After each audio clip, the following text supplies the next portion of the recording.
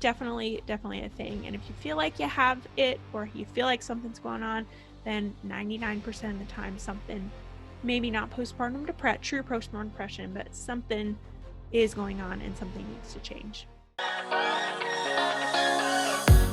All right, guys, and we're back with part 2 of my interview with Liesel Teen from Mommy Labor Nurse. So she's an expert in the field of labor and delivery, and we've had her on many times before sharing her expertise in different areas. But today she's not only sharing her expertise, she's also sharing her personal experience as she just had her second son not too long ago. Actually, it was only 2 months before this interview took place. So if you missed part 1, go back and watch that one first and come back. We'll be here waiting for you. There's just a lot of good stuff in that first part of the episode as well. Today we're talking all about breastfeeding and pumping. She's going to share her honest reviews of some different pumps she's tried and tell us exactly what she liked and didn't like about each one. So this has been something that you guys have asked about for a long time, and so when she started reviewing them on Instagram, I was like, can we talk about this at MomTalks? So she's gonna share all of her opinions and thoughts on those different pumps that she has tried so far. And finally, I had you guys reach out and send me your questions you had for Liesel, and so we're gonna end the episode with her answering all of your questions. So let's kind of jump into breastfeeding and pumping. I know you've shared a lot on your stories about it too, how it's a little bit different this time around. And you've also done this cool thing in your stories where you're testing out new pumps and kind of sharing your feedback.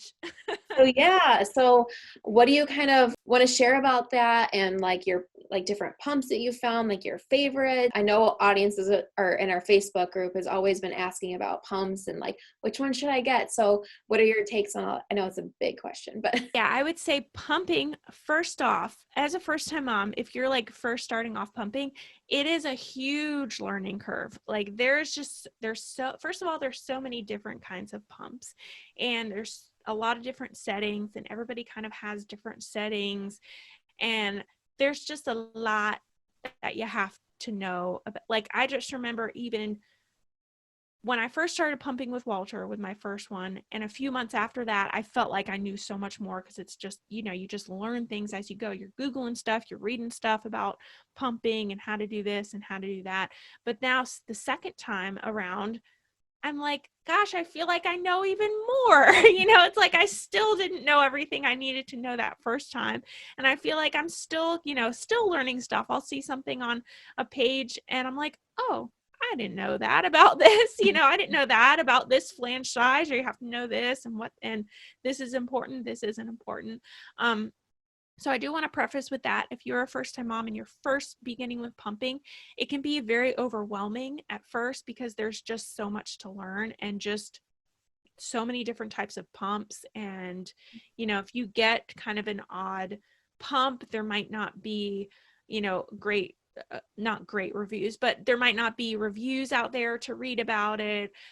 If you get one of the more popular pumps like a Medela or a Spectra, they're a little bit easier to learn because they're more popular. There's more resources out there. But yeah, I would definitely start off by saying that it's a huge learning curve, and it's okay. That's just, you honestly can't learn everything you need to know about pumping until you begin pumping yourself and you're actually in it. It's like you can't like really learn stuff until you're like putting your hands on things and actually doing it. So I would say that so far I have tested, I've tested a Spectra, I've tested a Willow, I'm testing the LV right now. The Willow and the LV are those wearable ones that they're like battery powered and they just stick in your bra. And I've tested a Motif, and so far my favorite one is the Motif. I will say that one, I feel like the suction is perfect for me, and I feel like I get milk out the quickest out of all of them. And the convenience is nice because it is battery powered. So that's definitely my favorite one. The Willow and the LV, so far I like the Willow better than the LV. I'm using the LV right now and I'm not a huge fan. Spoiler alert, but I'm going to probably give them a bad review unless the next few days I really get the hang of it and I'm really like starting to really like it. But the Willow I definitely prefer over the LV if you go that route. Spectra is obviously a lot of people love Spectras, and I have nothing really bad to say about the Spectra, except the one that I have is not battery powered and it has to be plugged in. So that's a bummer because I do like the battery powered option. I do so far have to test a Medela. So I'm going to test a Medela pump and style. I think I'm sitting right here. Actually, I have pump and style, a baby Buddha, and a Bella baby. Oh, So okay. the Bella baby and the baby Buddha, and I might even get more too, because you guys send me requests all the time. You're like, can you review this one? There's so dang many of them. So I'm happy to do as many as you guys want me to. But yeah, the last two, that baby Buddha and the Bella baby, I think I'm saying those right. They're like little battery powered ones too, but they're wearable. So you can like clip them on your shirt, and then they still hook up to flanges. So you have to wear flanges. It's not like the Willow and the LV where you just stick them in your bra. But they are, just wearable. So I'm interested to see how those work. But yeah, so far, definitely my favorite one is the Motif. So I will say that you can't go wrong with the Spectra though. Spectra is great. I have a feeling I'm going to like the Spectra a whole lot more, the Spectra and the Motif a whole lot more than the Medela, because I did use the Medela a little bit. This is a different pump, but I used the Medela a little bit with Walter with my first one, and I wasn't a huge fan at that point, but I'm interested to try it again just to see again. But I will say on a closing note with pumping, one of the most important things that I found this time around, I didn't even realize the importance of it the first time, is flange size and making sure that you have the right flanges. And I've seen that all the time, but I've always thought that I had the right flanges, but it turns out I was using a too big of a size. And when I actually went on, there's a little printable ruler that you can print off on your computer and fold it up and like measure your nipple. When I actually did that, and then I started, I was like, oh, I'm actually this size instead of this size, and I used smaller flanges. I got more milk out and it was more comfortable. So that is critical to make sure you know your flange size. I would say before you even start doing anything, I wouldn't measure your nipples while you're pregnant, because sometimes your nipples can change size. But before you really start your pumping journey, measure those nipples and make sure make sure you're educated about flange size, and make sure you know what flange size you are, because that can make a huge difference. Yeah, that's an awesome tip, because I remember having a lactation consultant on here, and she was talking about like that's like the number one thing we see when people show us their pump, and it'll be like the wrong size. And wow, and like it's crazy how that can really affect how much milk you're getting too. Yes. Awesome. Yeah, so awesome. I'll also put the links below to the pumps you're talking about as well, and I'll get like some different screenshots of the pumps. So I know we got a couple of questions on Instagram. Would you want to answer some of them? I know I just got a couple here. We can try. Yeah, I'll do the best I can. Okay. Jamie asks, would you choose C-section for baby number 2 over the chance of another 4th degree tear? That's tough, because I have had patients come in and have C-sections for that reason, and wanted to completely avoid the possibility of having a 4th degree tear. I would say, I can't obviously say yay or nay. It's going to depend on situation and how you're kind of feeling, but I would first consult with your provider, and also think about how your experience went the first time. So typically when you have a 4th degree tear is the most you can tear when you have a vaginal birth. So it's typically the most extreme, and the healing is the most extreme. It's, hard recovery. So if you had a very, very difficult recovery and you are like, I don't even want to think about going through that again, certainly maybe in your best interest to plan a scheduled C-section.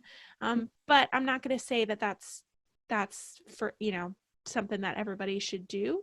But definitely have had patients come in and say, I don't even want to go that route anymore. I can't even think about possibly recovering from a 4th degree tear again.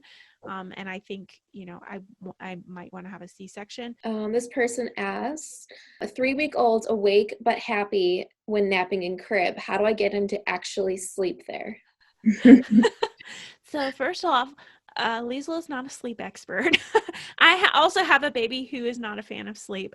I have a snoo, which is a fancy bassinet, and he loves his snoo. He does great. I've done a few crib naps with him, and he does okay in his crib so far, but he's not a huge fan. So, yeah, Liesel's not a sleep expert. I'm still trying to figure it out myself. So I would say, honestly, here, I'll give you the best tips that I use is pay attention to wake windows. Okay. So know that, how old did she say the baby was? 3 weeks. 3 weeks. Okay. So a 3-week-old is probably not going to stay awake for more, max 90 minutes at a time. Typically they're around that hour mark though. So once they wake up and they, typically baby will wake up. I like to follow the schedule of wake, eat, play, sleep, wake, eat, play, sleep, because then they kind of know what to expect. And that's kind of how we do our whole day. And I just kind of watch my child on when he starts to show me that he's getting tired and showing me sleepy cues, and then timing it from, knowing that his wake window is about 90 minutes, sometimes as long as 2 hours now, that he's like 2.5 months old, and just knowing that, okay, he woke up at, 7:30 in the morning. He's probably going to take his first nap around that 9 o'clock mark, 9:30 mark. Once he's starting to show me kind of sleepy cues, I'm starting to, get him down in the crib. So I would give that advice, even for a 3-week-old. Learn about sleepy cues and what it actually looks like when a baby's starting to give you sleepy cues. So their little eyebrows kind of really get red, their eyelids might kind of start to get red. And then as they're getting even more tired, they'll start to kind of rub their eyes, they'll start to kind of, break eye contact with you. And then once they're really tired, they'll start to really cry and really, really fuss. And that's almost when people think to put them down for a nap because they're tired, but you almost want to do it a little kind of before that, because sometimes we get to the point where, yeah, they're crying, and you almost miss that wake window and they're overtired. And then sometimes that does happen where they just will stay awake and they almost kind of start the cycle all over again. So I would say pay attention to wake windows. I don't know exactly when you're trying, you're saying that your baby's happy and he's just kind of, playing in his crib. So maybe you're almost putting baby down too early, or maybe you're missing that wake window completely. But yeah, I would say look up some stuff about wake windows and sleepy cues and educate about that and see if that might help a little bit. How long can postpartum depression last? My son is 7 months and I feel like I have it. My advice on postpartum depression, postpartum anxiety, any sort of mood disorders, if you feel like you have it, something's going on and you need to intervene and you need to talk to somebody about it. Whether or not it's true postpartum depression, it's probably something that you need, I'm not saying that you need to, everybody needs to start on medication for everything. Maybe you just need a few therapy sessions. Maybe it's just, that you're overwhelmed with XYZ and you need to, change these factors in your life to get back on track. But typically when I hear this from moms that they say, my baby's kind of old, am I still at risk for postpartum depression? I kind of feel like I might have it. Yes, absolutely. First of all, it can hit at any point. I don't even know. I mean, I feel like sometimes with my 3.5-year-old, I'm like, what's going on? I have, you're like, it never goes away, but yeah, certainly 7 months, it can hit, or you've had it, for a long time. You're just kind of starting to recognize it at 7 months or 8 months or 11 months or a year and a half or whatever. Sometimes it does hit if you're breastfeeding and you're weaning. That can trigger some things, and I've seen a lot of moms report that they have mood disorders, mood changes regarding stopping breastfeeding. So if maybe that's going on at this point and it's breastfeeding related and it's hormonal related. But yeah, I would say it definitely can be going on. Yes, that is valid, and intervene. So the first step that I would say is talk to a provider about this. Talk to your provider first. And then, get your resources in check. So if you have a therapist that you can talk to about some things, get an appointment with your therapist. If you don't have a therapist, search in your area. Pretty much everything is virtual now. So you can your therapist can live 3,000 miles away. You can it's not like you have to go anywhere. You can just do virtual therapy. Get a therapist. But yeah, I would say definitely a thing. And if you feel like you have it, or you feel like something's going on, then 99% of the time something, maybe not true postpartum depression, but something is going on and something needs to change. All right, guys, thanks for watching part 2 of my interview with Liesel Teen, also known as Mommy Labor Nurse on Instagram and all of her platforms. You can find her on Instagram at mommy.labornurse. As I mentioned earlier, she's got some of the best educational posts just for all around like motherhood, parenthood, tips for labor and delivery, breastfeeding. So highly recommend you check her out if you have not already. So thanks for watching, guys, and don't forget we are now a podcast. We are on Apple Podcasts, Spotify, Google, Stitcher app, and I think there's a few others in there. But check us out there if you guys want to listen to our show on the go. Your support means the world to us. Thanks for tuning in to this episode of Mom Talks with Christa. If you're not yet subscribed, go ahead and click on the subscribe button. It should be down here somewhere. We release new episodes every single Wednesday. And if you're not following us yet, be sure to follow us at Mommy Knows Best on Instagram. And remember, if you're watching this and doubting yourself, you are a great mom. So thanks so much for watching, and we will see you next week.